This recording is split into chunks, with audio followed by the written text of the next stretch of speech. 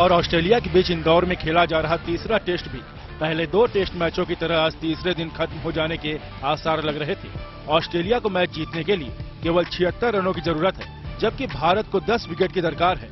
इससे पहले गुरुवार को भारत की दूसरी पारी केवल 163 रनों पर सिमट गई, जिसके आधार पर टीम इंडिया की कुल बढ़त 75 रनों की है। दूसरी पारी में चेतेश्वर पुजारा के अलावा कोई और भारतीय बल्लेबाज टिककर नहीं खेल सका।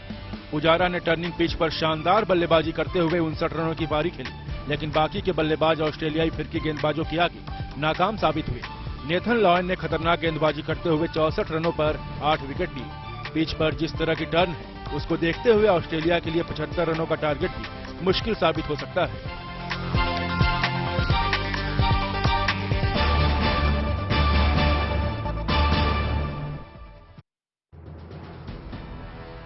फागुन महीना के अजबे उमंग, अब की होली होई जीएनटी के संग, बोला हाय रे हाय रे। देश भर में होली की तैयारियां शुरू हो गई हैं।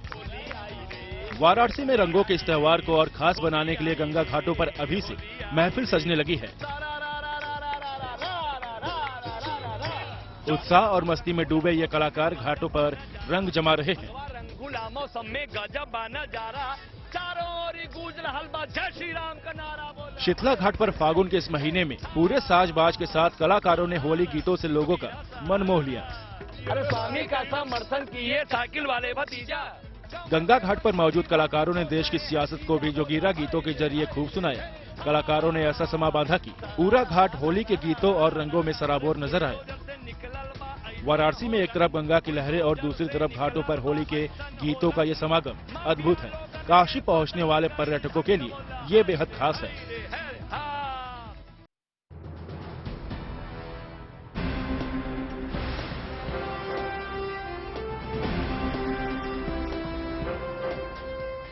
एमपी के आगर मालवा जिले और आसपास के पूरे मालवा क्षेत्र में इस समय फ्लाश के फूलों की बहार है। केसरिया रंग के इन फूलों से हर तरफ का नजारा बेहद सुंदर दिखाई दे रहा है। पहाड़ी क्षेत्र और जंगलों में पाए जाने वाले फ्लाश के पेड़ फूलों से लदे हुए हैं। होली के सीजन में खिलने वाले इन फूलों की महक और सुंदरता सभी का मन मोह रही है। खास बात यह है कि होली से पहले खिलने वाले इन फूलों से रंग भी बनाया जाता है, जिसका इस्तेमाल होली खेलने में होता है। आम लोगों का मानना है कि बाजार में जो रंग मिलते हैं उनमें मौजूद केमिकल से त्वचा को खतरा होता है। केमिकल वाले रंग हानिकारक माने जाते हैं, लिहाजा इस इलाके में लोग फ्लाश के फूलों से रंग बनाते हैं। बाजार में केमिकल वाले कलर आ रहे हैं, उनसे थोड़ा बचने के लिए स्किन पे एलर्जी हो जाती है, इरिटेशन होता है, तो इससे एकदम प्राकृतिक कलर बनता है और जो अपने स्किन को, त्वचा को खराब भी नहीं करता है।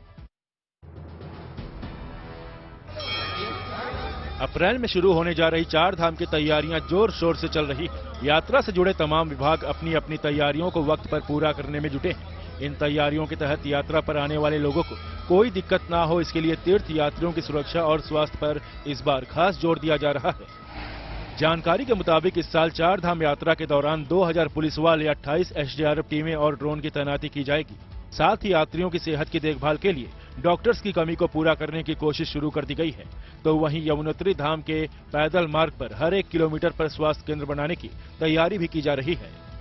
इस बार ये सोचा जा रहा है कि भाई कोई भी यात्री स्वास्थ्य के क्षेत्र में किसी को कोई दिक्कत न आए, और जो प्रस्ताव हमने भारत सरकार को दिया था हम कि एयर एम्बुलेंस सेवा हमको दी जाए, भारत सरकार ने उसको भी स्वीकार कर दिया है। और भारत सरकार ने कहा है कि एम्स ऋषिकेश और उत्तराखंड राज्य सरकार दोनों मिला के इस प्रोजेक्ट को आगे बढ़ाएंगे। मंगल भवन अमंगल हारी। अयोध्या में पर्यटकों के लिए एयरपोर्ट से लेकर रेलवे स्टेशन को भी भव्य और आकर्षक बनाया जा रहा है। और गुड न्यूज ये है कि राम मंदिर के कपाट आम लोगों के लिए खुलने से पहले रेलवे स्टेशन और एयरपोर्ट दोनों ही बनकर तैयार हो जाएंगे। हमारा जो एयरपोर्ट है, तो एयरपोर्ट का जो काम फर्स्ट फेज का हमारा जून जुलाई तक हमारा फर्स्ट फेज का सिविल कंस्ट्रक्शन कंप्लीट हो जाएगा। Air strip plus terminal building जून जुलाई मंथ तक कंप्लीट हो जाएगा। अंतर्राष्ट्रीय एयरपोर्ट की तर्ज पर अयोध्या एयरपोर्ट को तैयार किया जा रहा है। राम जन्मभूमि से एयरपोर्ट 10 किलोमीटर की दूरी पर होगा। इसका नाम मर्यादा पुरुषोत्तम श्री राम के नाम से ही रखा गया है। और खास बात यह है कि दिन और रात दोनों समय ये एयरपोर्ट ऑपरेशनल होगा। एयरपोर्ट स्ट्रक्चर को उन्हीं पत्थरों से तैयार किया जा रहा है जिनसे श्री राम जन्मभूमि मंदिर का निर्माण हो रहा है।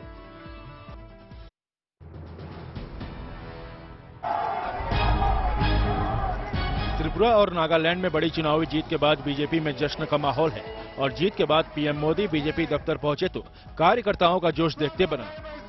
नॉर्थ ईस्ट पर बीजेपी का फोकस रहा है और चुनाव में बीजेपी ने पूरी ताकत लगाई थी, इसलिए बम्पर जीत के बाद बीजेपी के नेताओं और कार्यकर्ताओं के लिए माहौल होली जैसा नजर आया। पार्टी दफ्तर में प्रधानमंत्री ने कार्यकर्ताओं को बधाई दी, चुनाव में जीत के लिए लोगों को धन्यवाद कहा, लेकिन लगे हाथ प्रधानमंत्री कांग्रेस और विरोधियों पर जमकर बरसे। ये सिर्फ दिलों की दूरी समाप्त होने का ही नहीं, बल्कि ये नई सोच का प्रतिबिंब है। अब नॉर्थ ईस्ट न दिल्ली से दूर है और न ही दिल से दूर है।